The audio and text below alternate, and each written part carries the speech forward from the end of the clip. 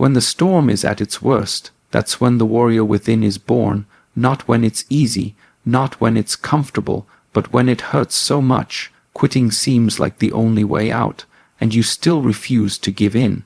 There is a moment always when the weight feels unbearable, when the challenge in front of you seems larger than anything you've ever faced.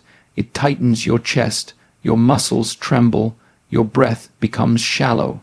And in that exact moment, a small voice creeps in the voice that whispers, "Why are you doing this?" That voice is doubt.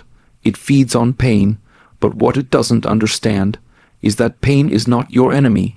It is the gateway, the threshold, the sign that something within you is being reshaped, molded, forged. The fire is never comfortable, but it always creates something stronger. Pain has always been the silent architect of strength. Think about it. How does a sword become sharp? It is heated. It is hammered. It is refined through a process that, if it could speak, would sound like agony. Yet we admire the blade. We celebrate its sharpness. But we forget what it endured to become what it is. The same is true of you. Every time life strikes you down, every failure, every loss, every dark day, it's another hammer shaping your edge. The pain is not random. It's not unfair. It's the very thing preparing you for the next level. Most people fear pain because they misunderstand it. They associate it with weakness, as if feeling discomfort means they're not capable. But that is the great illusion. Pain does not mean you're weak. It means you're working. It means you're stretching beyond your comfort zone, reaching into places you've never dared explore before. Think about the soreness after a hard work. It's not a sign of injury. It's a sign of growth. The fibers of your body tearing and healing, rebuilding themselves stronger. The same happens with your character. Emotional, mental, and spiritual pain breaks you open, so that more light, more wisdom, more power can come in. When you're in the middle of it, though, it never feels like growth. It feels like you're losing, like the world is crashing down. That's why most people quit, not because they can't go on, but because they don't recognize the pain for what it truly is. Imagine a caterpillar inside its cocoon. To the outside world, it's just stillness, but inside, it's chaos, complete transformation. The caterpillar is breaking down everything it once was in order to become something it has never been. It must endure that dark, tight space. If it quits too soon, the wings never form. You too are in your cocoon, and the pressure you feel, that's the birth of your wings. Every story worth telling has one thing in common: adversity. Look around at the people you admire, the athletes, the entrepreneurs, the artists, the warriors. What made them who they are wasn't their talent. It was their relationship with pain. They learned to lean into it. They stopped running, they stopped avoiding, they embraced it like a companion, like a tough mentor who doesn't care about your excuses, but wants to see you rise. The reason they are where they are is because when the pain came, they stayed, they listened, they learned, and they grew. So the next time you feel like breaking down, remember, this is not your breaking point. This is your making point. The world may not see it yet, but within you something is taking shape, something fierce, something resilient. Let others quit, let others run, but not you. You understand now. Pain isn't here to stop you. It's here to build you. Don't quit in the pain. Sit with it. Breathe through it.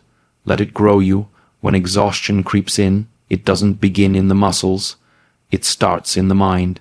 Long before your legs give out, long before your breath grows heavy, your thoughts begin to whisper, "This is too much. I can't do this. It's time to stop." Those thoughts arrive not because you're incapable, but because you're uncomfortable. The human body is built to endure, to persist, to carry far more than it believes it can. But the mind is wired for survival. It doesn't seek victory.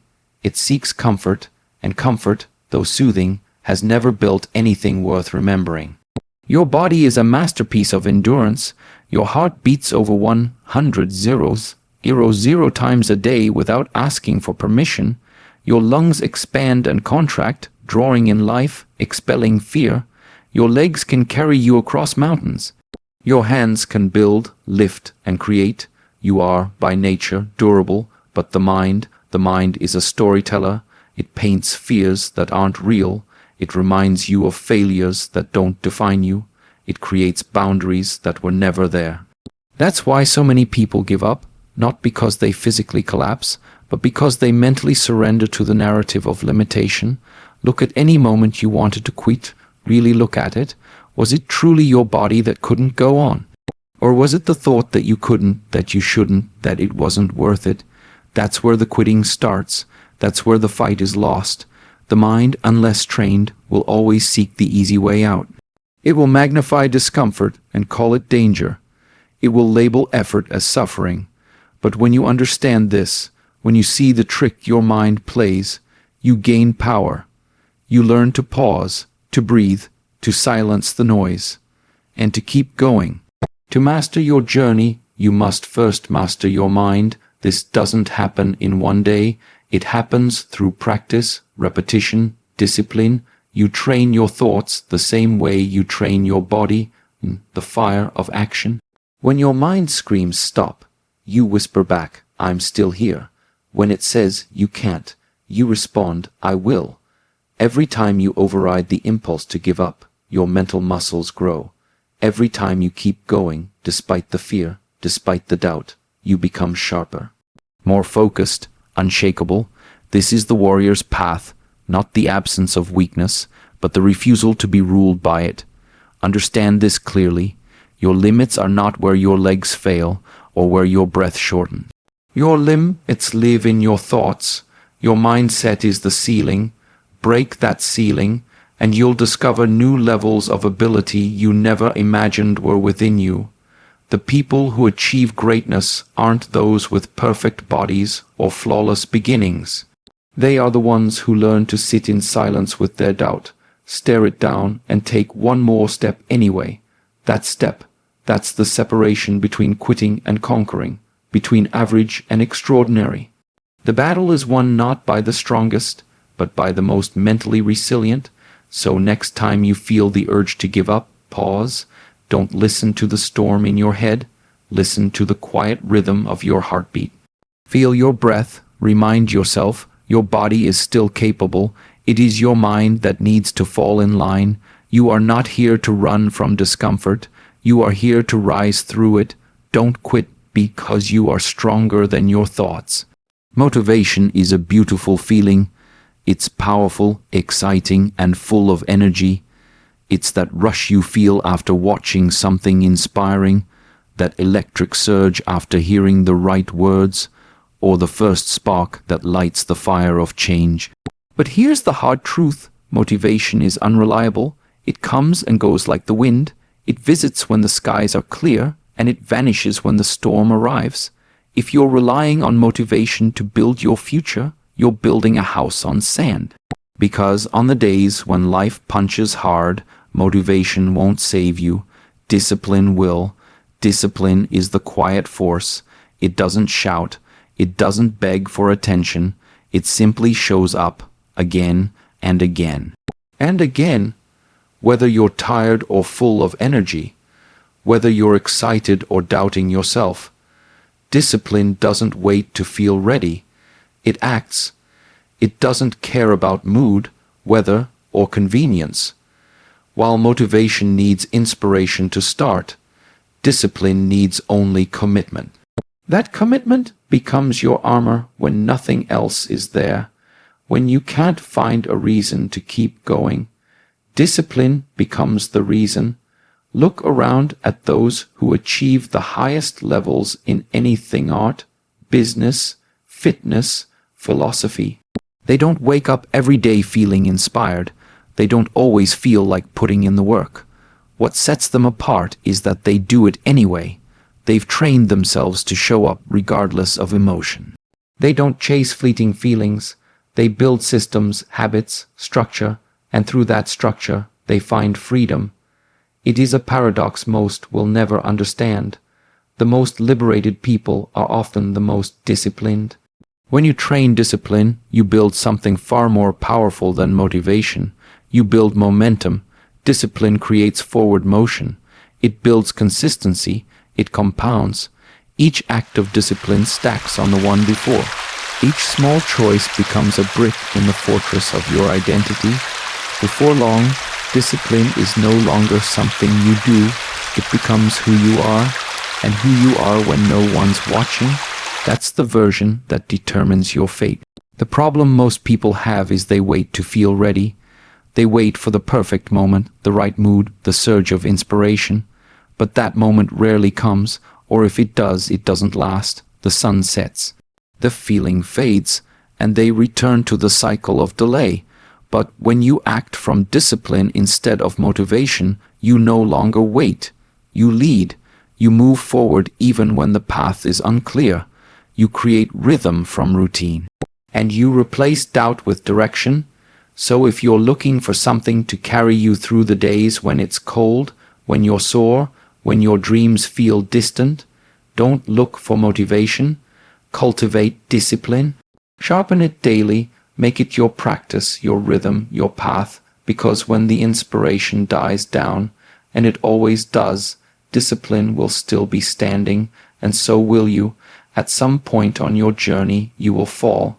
That's not a possibility. It's a guarantee. You will stumble. You will get it wrong. You will try your hardest and still lose. Life, in its purest form, will humble you. That fall will hurt. It will confuse you. And for a brief moment, it may convince you that you're not meant for this path. But hear this clearly. Setbacks are not stop signs. They are signposts. They don't say quit. They say reroute, rebuild, refocus. You see, life uses resistance the same way a gym uses weights. Without resistance, there is no strength. Without pressure, no progress. Every time you're knocked down, life is asking you a question. How much do you want it? Not in words, not in comfort, but through pain. Through challenge, through delay. The ones who make it aren't those who never failed. They're the ones who refuse to accept failure as the final story. They turned setbacks into stepping stones, and what once crushed them became the foundation they stood on. It's easy to view failure as the end, to take a loss personally, but failure doesn't mean you're broken. It means your approach needs refining. It's not a verdict, it's feedback. A message that says, this isn't the way. Yet, Edison failed over 0 times before inventing the light bulb. He didn't call it failure. He called it finding 0 ways that didn't work. That's the mindset of a warrior. You don't shrink from setbacks. You study them. You don't hide from loss. You learn from it. That learning is where strength is born. Think of any great structure, a bridge, a skyscraper, a temple. Before it can rise, it must be tested. Blueprints must be challenged. Materials must be stressed. Weaknesses must be revealed. Only then can it become something lasting. The same is true of your character. Setbacks are stress tests for your soul. They show you where your cracks are, so you can reinforce them. They reveal what's not working, so you can build something that will. Without them, you'd never grow. It's in your lowest moments that your highest self is revealed. Not when things are smooth, but when the pressure is suffocating. That's where you find your grit, your stubbornness, your fire. That's when you discover that you're capable of much more than you thought. Setbacks don't shrink you unless you let them. They stretch you. They force you to dig deeper, to become resourceful, creative, focused. They strip away the fluff and leave behind the real you, hardened, humbled, hungry. So when failure finds you, and it will, don't curse it, thank it, sit with it, ask it what it came to teach you, then rise, not with bitterness, but with clarity, not with anger, but with awareness. This was not the end. This was the test, and now that you've faced it, you are stronger, smarter, sharper, and more than anything. You're still standing. Don't quit, because this setback, it's only setting you up for something greater. Too often, we see our struggles as isolated, as if we are climbing a mountain alone, burdened by our own fears, chased by our own doubts, wrestling only with our own shadows. But that view is incomplete. Because whether you realize it or not, your journey is not just about you. The way you rise, the way you fight, the way you carry yourself in adversity, it ripples, it echoes, it speaks to others in ways you may never see, but they feel it. Your discipline becomes someone's blueprint. Your refusal to quit becomes someone's reason to keep going. There are people watching you right now, some from afar, some silently, some without you ever knowing. A younger sibling, a struggling friend, a child, a stranger scrolling past your story, and in your journey they find a reflection of their own. When you don't quit, you give them permission not to quit either. When you keep walking, you create a path in the forest, one they may follow when their own legs feel too tired to break new ground. The strength you build is not selfish. It is shared. It becomes a source of light for those stuck in darkness. Every great figure in history left behind more than just achievements. They left behind examples, models of endurance, proof that it's possible, and in the same way, your life, your choices, are shaping a message, maybe not written in books, maybe not broadcast on screens, but felt deeply in the hearts of those close to you. That message might be this: no matter what life throws, I won't give up, and neither should you. That message alone could change a life.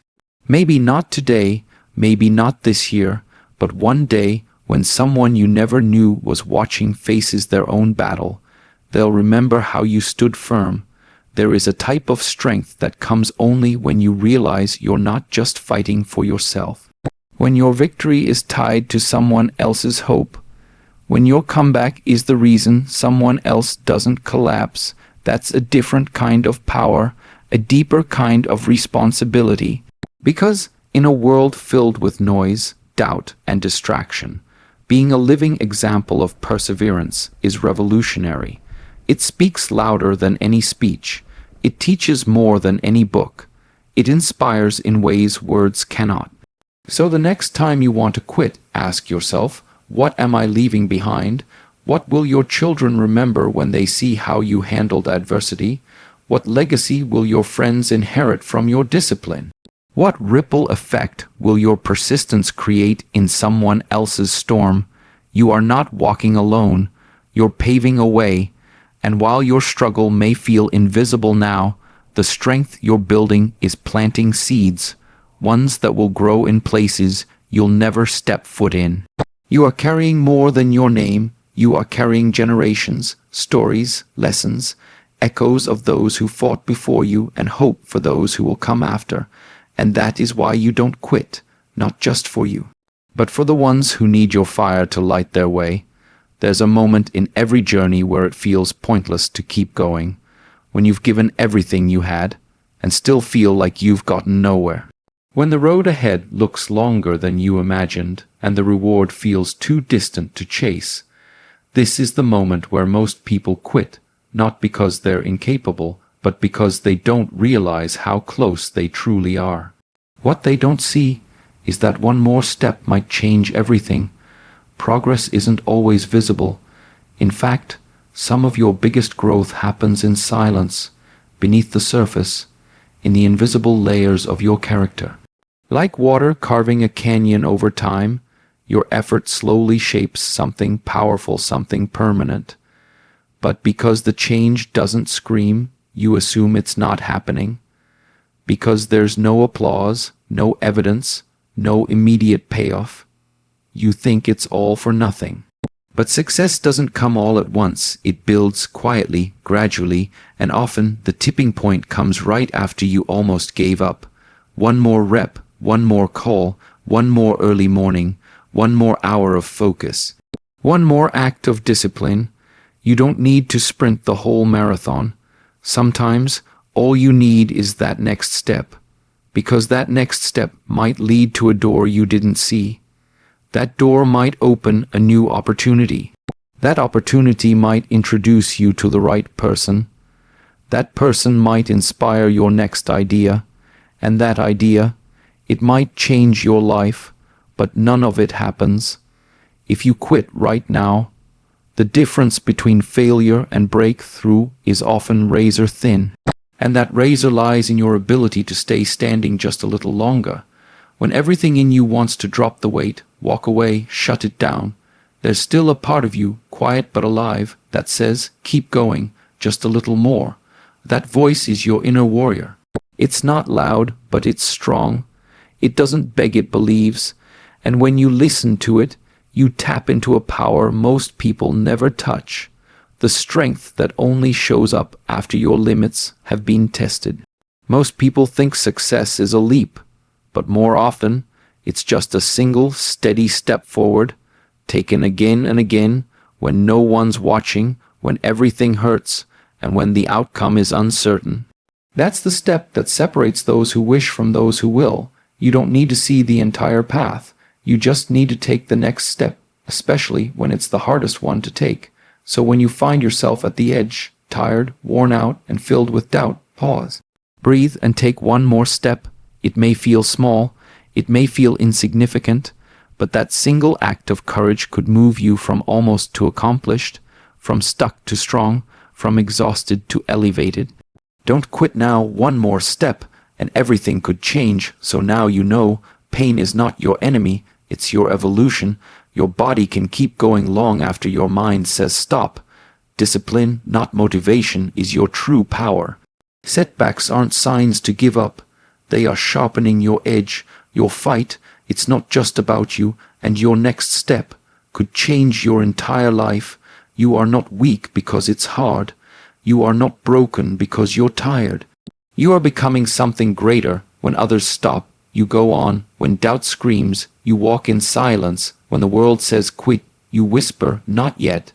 Because this is your moment, and no matter how heavy it feels right now, you carry something unbreakable inside you.